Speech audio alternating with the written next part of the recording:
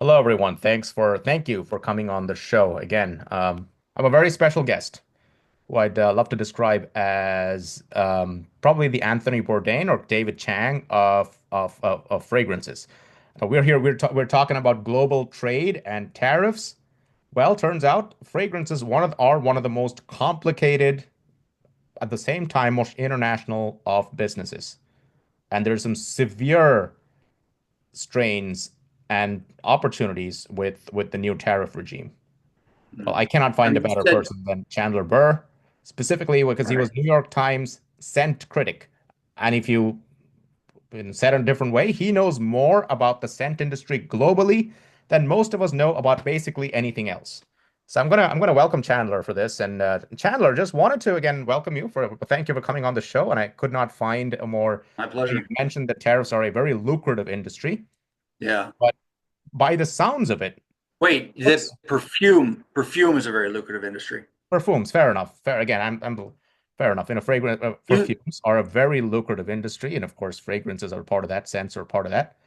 Tell right. me more about this, and tell me about. Look, they're very international. Tell me more about the space. What goes into the componentry of a single bottle of perfume? Right. Where do these come from? I mean, what goes into it? So, since we're focusing on tariffs and the impact of tariffs on this global market, I'm really going to look at it. I'm going to sort of describe that briefly based on from that perspective. By the way, you said I know more about this than any person outside. If it's any person outside the industry, the people inside the industry know a lot You're more. being But modest. I came to it as a journalist. I just want to make that clear. All right. Fair enough. Um, it's extraordinarily lucrative. It's absolutely crucial for all the luxury brands, but it's also equally crucial for, and this sort of sounds strange to people, uh, Procter and Gamble, Colgate Palmolive, Unilever, all of them, and on and on and on, Bath and Body Works, all of them use scent, and it is actually the scent of laundry detergent that drives, and you get sort of varying figures, but anywhere from 50% to 90% of people's decision to buy that laundry detergent versus some other. 50%, It it up to it has a 90%, up to 90%, you said. has a huge Thanks, that impact on effect. emotion, and it has emotion and perception of quality and of efficacy. And so it is the most sort of important, and it's marketing. I mean, and those things is marketing. They don't naturally have detergent and soap and washing up liquid and all that kind of thing. They don't inherently have a scent unless it's the scent of the base of the product itself, which is usually pretty bad. So your marketing. I mean, you go in the commercials. Well, the commercials really do say, "Oh, this Clorox we have smells like lily of the valley." And they've actually been able to do that, and that has changed everything. Mrs. Meyer's brand is, of course, focused almost entirely on their fragrance, and it's done extraordinarily well financially. So I wish I had a piece of Mrs. Meyer's, because it really focused on the thing that is so important. All of these raw materials depend on international trade. The naturals are obvious. The naturals come from maybe hundreds, maybe more countries in the world. So Okay. impose Hundreds of tariffs on the importation exportation of whatever it is.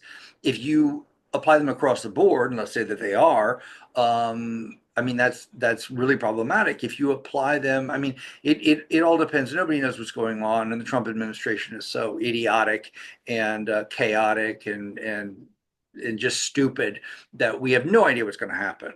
Um, so that means right now that these group of products, I'm calling them scent products, not just the perfumes, which are extraordinarily important for marketing, for the perception of value, of getting customers to buy, may be very significantly damaged if Wow. there are problems with this. 95% of the patchouli in the world comes from Indonesia. Almost all the vetiver in the world comes from Haiti. There is a huge amount of spearmint, which comes from Washington State, and the juniper berry, which is used in a lot of things, comes from Canada. And Guatemala produces, all these are absolutes I'm talking about that are used in perfume. Guatemala produces, among others, cardamom absolute and vanilla. Absolute.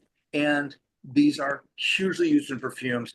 And again, when I say perfume, I mean the perfume that's used in what's that stuff that you spray on your couch? Febreze. Febreze. Febreze. Febreze is literally the scent. That's literally the product. And they depend on these natural materials. They also depend on what are called molecules, right? Scent molecules. And those can be made all over the world. And those also have to go through, they have to go in and out. Um, I mean, one of the largest markets, the largest market, I think per capita, or maybe in entire terms, in the market percent going by country is Brazil. And Brazil has always had this sort of terrible 1960s antiquated tariffs and import duties and all this kind of stuff, tax regime around it. But they make everything now in country. They do have to import things, and it has stopped a huge amount of what would have been billions of dollars of business in Brazil because they can't import Chanel and Dior and all these other things, which would, so big impact. Absolutely. And so, Chandler, tell us more a little bit, right, about this industry as a whole. You mentioned that, of course, there's so many different components, hundreds of countries with ingredients. What are the larger production centers overall of the perfume industry? Just take that as a center. Where is the Right. manufacturing done for this? Where these are all brought together? So virtually all the manufacturing is done by the list sort of changes, depends on how you measure it, but they're scent makers. The luxury brands manufacture nothing, no perfume at all, exception of Chanel. And Dior has its own perfumer, but the raw materials are really not Dior. And even Chanel, I mean, they buy their materials from everything else. So they're just, and Hermes, and I'm forgetting one that has its own perfumer. But none of these Caroline. are made in the United States directly, right? Or they're all made elsewhere and import. A lot of them are made in the United States, but it's sort of difficult to know. And a lot of things are done, again, it's marketing. What you want to do is you still, even though this doesn't make any sense, you still want to have that little label that says made in France on the bottom. Now, Right. was it actually made in France? As we know, the made in this country or that country means less and less to the point where today it probably means nothing. And they will do certain things to get that label, even if it just means importing the bottle in and then importing it back Wow. out again. You can still, you're still allowed legally to do that.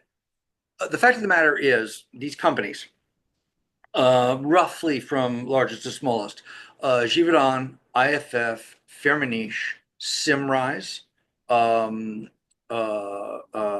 Robertet, Mon. That's basically, and then there's Takasago in Japan, this kind of thing. So these companies manufacture all the fragrances. These companies are everywhere. And it used to be that they were only in their countries of origin. And then everybody had a center open up. And we're talking about in mid 20th century here. Yeah, so they opened up a center, a creative center, and a manufacturing center in France. And then they opened one up in New York. And for a long time, Paris and New York were the two capitals of perfume. All the executives were there, all the creative centers were there, all the perfumers were there, and the brands were there. And the brands are represented by licensees. L'Oreal, for example, owns a license for Armani, Prada, and Valentino, among others. I think Mugler also, I think. And then there are many others. All right. LVMH is Dior, Givenchy, Maison Francis Kurkdjian. They license the names, or in some cases, LVMH's cases, they actually own the companies. Like Estee Lauder just bought Tom Ford. Tom Ford's couture, or actually, I guess you don't call it couture. I don't know. I don't know anything about fashion, When but you his when we wanted to clothing. just focus on look, looks like some production is in the United States, a lot of it is imported, but then the ingredients they come from all over the world, right? So They maybe come from but they the come from all question over the is, world. yeah, the question is, look, with increased sort of protectionism, ingredients costs are likely going to go up. Yep. But the perfume industry is historically a fairly large margin. So what do you think these brands are going to do? Are these going at the end of the day, and the brands run other portfolio SKUs that are not as profitable, and therefore they No. rely on the perfume industry to make their money, including some of the brands you just mentioned. So, what do you think some of these brands are going to do? Are they going to pass these on to consumers, or some of the more luxurious brands just going to take this until further clarity is available? I think that, well, first of all, I have no idea. And that's the answer. I have no idea what they're going to do. How do I know what Chanel's going to do or Dolce Which of Gabbana? these brands do you think can take that hit and just not pass it on to the consumer? And which of them I are going? mean, Chanel makes a boatload of money. They're, private. They're the only sort of private company of this kind.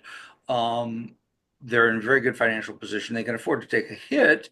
Do they want to raise prices by whatever the margin is, the protectionism and tariffs, this sort of thing is causing them to raise their own costs? I don't know. I mean, do you really want Bleu de Chanel, which is an extraordinary perfume and $1 billion seller, and just is like a hose, spewing money?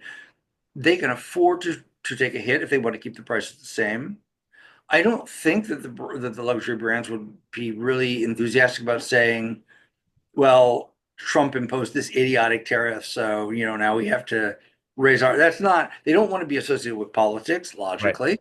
Who would? Um, But it's an interesting industry because there's like automotive industry where I do a lot of work, which is of course at the end of the day is geopolitics with a capital G.